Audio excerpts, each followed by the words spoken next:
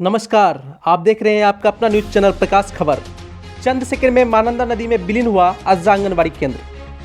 आपको बता दें कि 2 दिनों से हो रहे लगातार बारिश से पुणे जिले के बैसा प्रखंड होकर बहने वाली महानंदा व कनकई नदियों का जलस्तर काफी बढ़ने लगा है।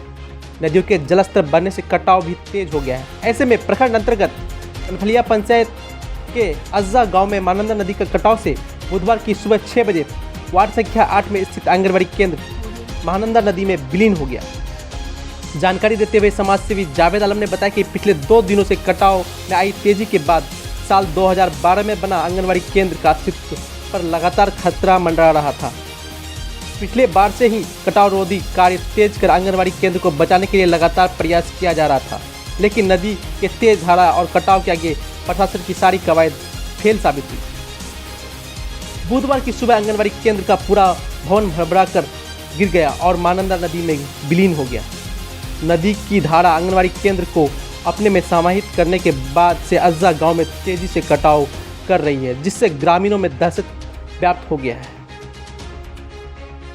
आपको बता दें कि 2 दिनों से हो रहे लगातार बारिश से पुणे जिले के बैसा प्रखंड होकर बहने वाली महानंदा व कनकई नदियों का जलस्तर काफी बढ़ने लगा है। नदियों के जलस्तर बढ़ने से कटाव भी तेज हो गया है। ऐसे में प्रखंड अंतर्गत कनखलिया पंचायत के अज्जा गांव में महानंदा नदी का कटाव से बुधवार की सुबह 6 बजे वार्ड संख्या 8 में स्थित आंगनबाड़ी केंद्र महानंदा नदी में विलीन हो गया।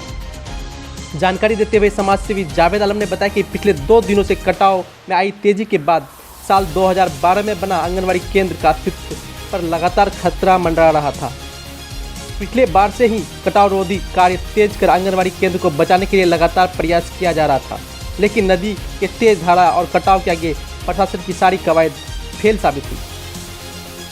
बुधवार की सुबह आंगनबाड़ी केंद्र का पूरा भवन भरभरा कर गिर गया और महानंदा नदी में विलीन हो गया।